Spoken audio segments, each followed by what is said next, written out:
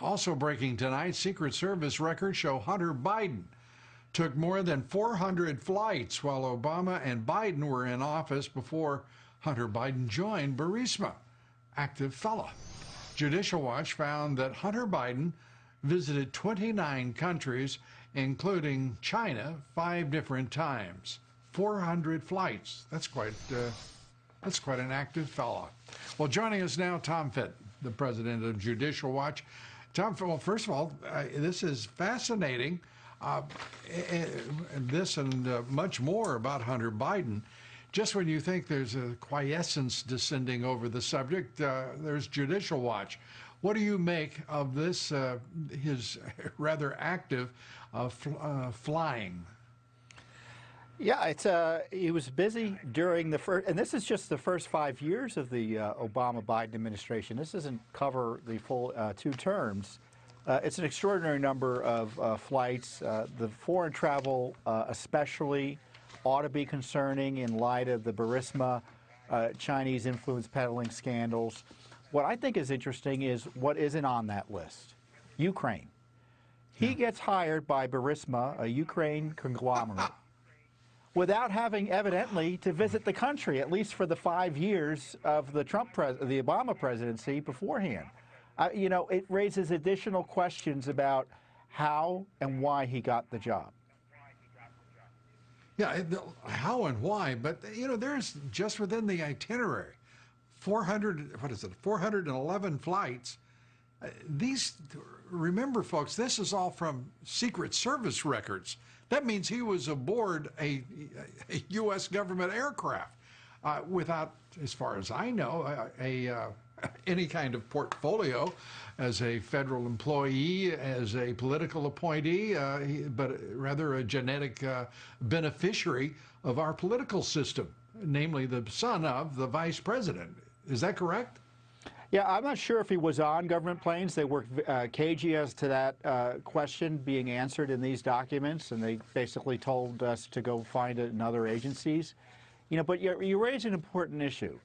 This president was almost impeached and removed from office because he dared to ask questions about the corruption surrounding Biden and his son.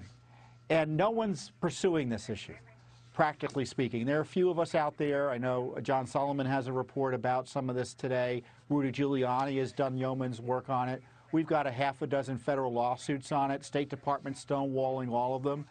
But, you know, Joe Biden is running for the presidency, and I think it's fair to ask questions, whether you support him or not. The American public deserves a full accounting of how he operated the vice presidency and whether his family was in it to kind of use that position to obviously extract private gain for through his public service.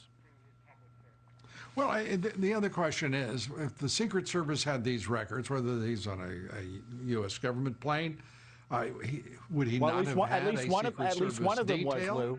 At least one of them, Lou, was a government plane. Yeah, that China flight. We know that, yes. Yeah. But what we don't know, what I want to be sure that I understand correctly, if this comes from Secret Service records, they had to be in detail with the son of the vice president, correct?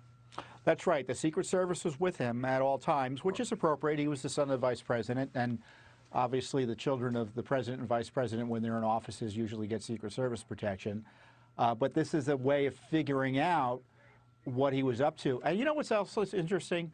We got these documents because we got word that Senator Johnson and Grassley had asked for the records.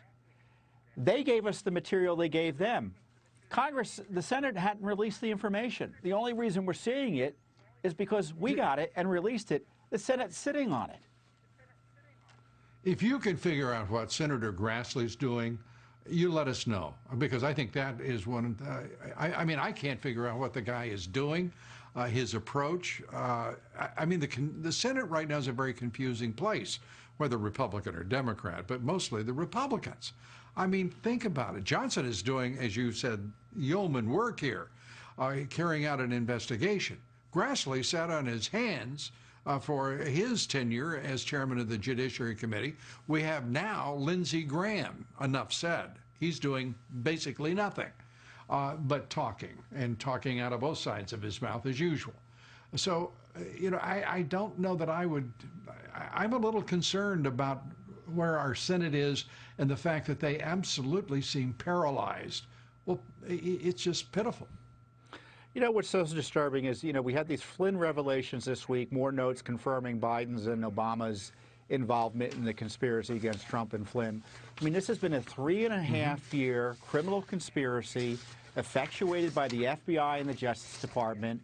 And what's the reaction from Congress in the face of a supine Republican media class? They're going to impeach Barr. I mean, the coup hasn't stopped, Lou, and that's the radical caught them red-handed. Yeah, exactly. And with evidence. Now there's concrete evidence.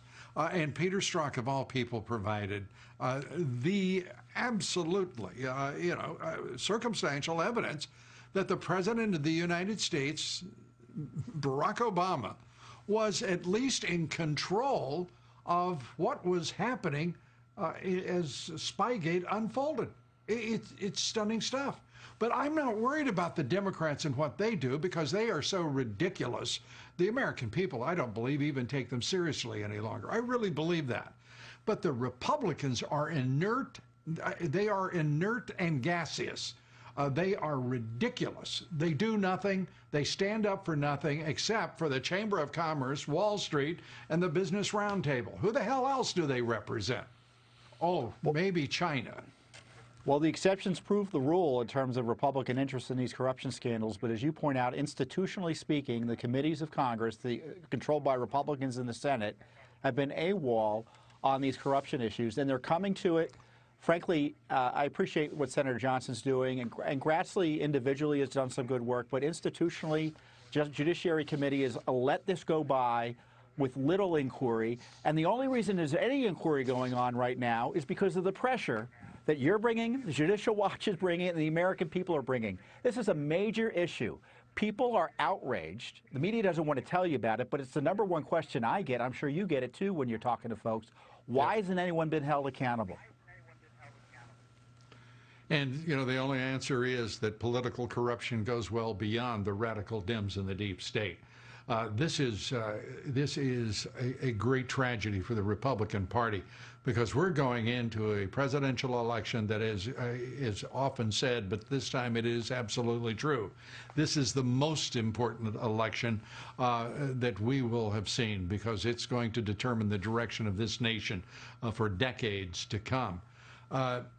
Tom, you get the last word here. Well, on the other hand, we've got this debate about the election integrity issue that you raised in the beginning. So on top of these policy debates, we have the left assaulting our election processes by trying to blow it up with mail-in ballot schemes, ballot harvesting, which is voter intimidation. And in Texas, they're not going to give up.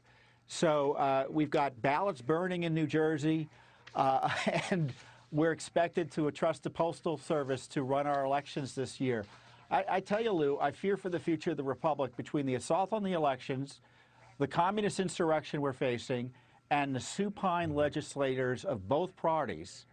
And, frankly, the Trump administration, although the president wants to do some strong action, it's pretty clear everyone around him is afraid of the leftist insurrectionists. We got to be sure and pressure our government to protect our republic right now because we're on the brink, in my view. Yeah, I happen to agree with you 100%. This president, what he has had to contend with since he got elected, well, what he had to contend with before he was elected, obviously. Spygate began well before he was elected. It is just inconceivable that a president has had to go through this. As Attorney General William Barr said, no president has been undermined with a specific purpose of overthrowing a presidency as this president has since Abraham Lincoln. And the Attorney General is exactly right. Tom Fitton, thanks for being with us, and as always, you're exactly right too.